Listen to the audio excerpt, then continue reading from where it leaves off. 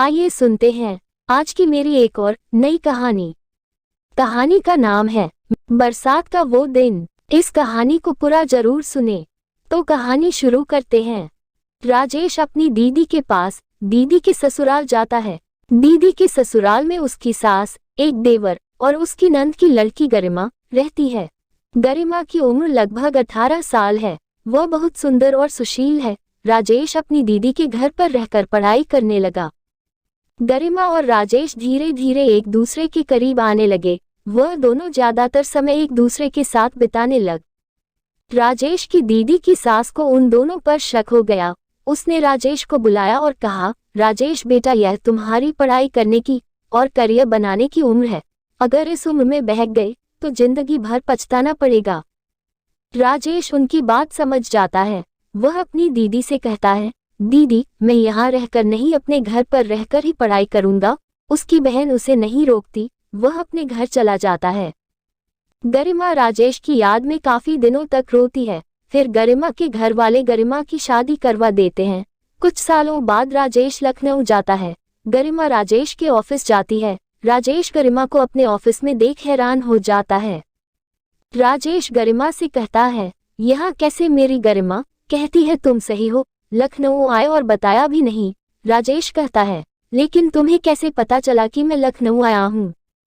गरिमा कहती है, अच्छा तो तुमने सोचा होगा तुम छुपा रुस्तम की तरह आकर चले जाओगे और मुझे पता नहीं चलेगा। तुम्हारे ऑफिस में मेरे पति मैनेजर है, बस उन्होंने ही बताया और मैं चली आई। राजेश कहता है, अच्छा विकास तुम्हारा पति है? जी हाँ, गरिमा ने कहा और हंसकर राजेश की सामने वाली कुर्सी पर बैठ गई।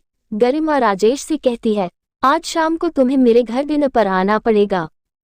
राजेश कहता है, गरिमा मैं अभी फ्री नहीं हूँ, मुझे बहुत काम है, मैं नहीं आ पाऊंगा, लेकिन वापस जाने से पहले एक बार जरूर आऊंगा।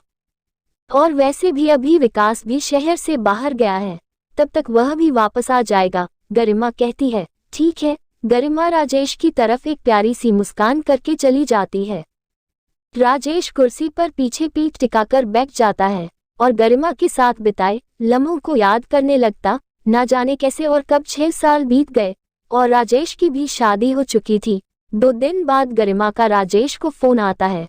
वह राजेश से कहती है, मेरे पति घर पर नहीं है, इसलिए मैं बहुत बोर हो जाती हूँ, क्यों ना आज हम दोनों रात के समय कहीं बाहर चले। राजेश खुद गरिमा के साथ कुछ पल बिताना चाहता था। वह गरिमा के साथ घूमने के लिए फॉर्म हाँ कर देता है। फिर रात में मिलते हैं, गरिमा ने कहा और फोन रख दिया। राजेश खुश हो गया। वह सोचने लगा वह गरिमा के साथ क्लब जाएगा या किसी रोमांटिक जगह। लंच पर उसने कपड़े भी देख लिए थे, वह क्या पहनेगा। रात के समय राजेश तैयार होकर गरिमा को उसके घर से पिक करने जाता है। गरिमा राजेश की गाड़ी में बैठते ही उसके हाथ में 2 मूवी टिकट थमा देती है और कहती है, आज हम दोनों यह रोमांटिक मूवी देखने चलेंगे। राजेश के क्लब जाने वाले अरमानों पर पानी फिर जाता है। राजेश गाड़ी ड्राइव करके थिएटर की तरफ जाता है। थिएटर पहुंचकर दोनों फिल्म देखते हैं। गरिमा राजेश का हाथ पकड़कर बैठ जाती है। गरिमा राजेश को बहुत ज्यादा चिपकने लगती है। गरिमा के उभरे अंग राजेश के शरीर से टच होने लगते हैं। राजेश अपने आप को कंट्रोल करने लगता है और थोड़ी दूरी बनाने की कोशिश करता है, लेकिन गरिमा और पास आ जाती है। फिल्म खत्म हो जाती है। सब उठकर चले जाते हैं। गरिमा थोड़ी खोसी जाती है, उसे पता नहीं चलता कि फिल्म खत्म हो गई है। राजेश कहता है, गरिमा चलो या यही बैठना है। गरिमा मुस्कुराकर उठ जाती है। दोनों बाहर निकल जाते हैं। राजेश गरिमा से कहता है, गरिमा पहले खाना खा लेते हैं, फिर घर चलेंगे। गरिमा ठीक है कहकर हमें सिर हिला देती है। दोनों रेस्टोरेंट में खाना खाते हैं। गरिमा राजेश को अपने हाथों से खाना खिलाती है। राजेश भी गरिमा को अपने हाथों से खाना खिलाता है। फिर दोनों जैसे रेस्टोरेंट से बाहर आते हैं। बहुत ज्यादा बारिश होने लगती है। गरिमा बारिश में राजेश को खींच कर ले जाती है। राजेश मना करता है, गरिमा नहीं मानती। दोनों बारिश में गीले हो जाते। राजेश गरिमा से कहता है, गरिमा हम दोनों बहुत भीग गए हैं और ज्यादा भीगे तो बीमार हो जाएंगे। एक काम करो, मेरे घर चलो, बारिश हो रही है और ऊपर से रात हो गई है, सुबह होते ही चली जाना। यह बात सुनकर गरिमा का चेहरा चमक उठा और मान गई। राजेश गरिमा को अपने घर ले गया।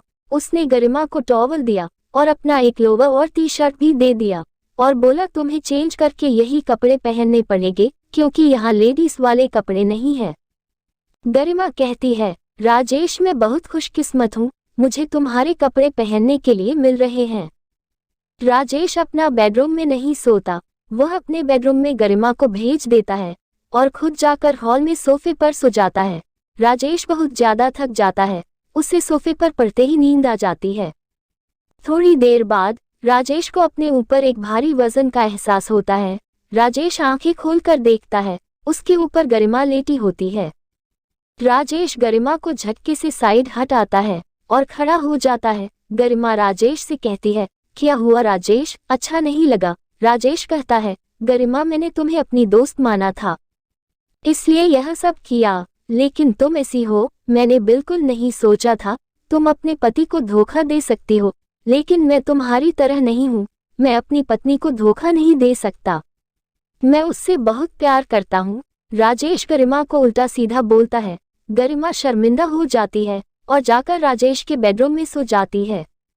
सुबह होने पर राजेश अपने बेडरूम में जाता है तो वह देखता है कि गरिमा उसके उठने से पहले जा चुकी है।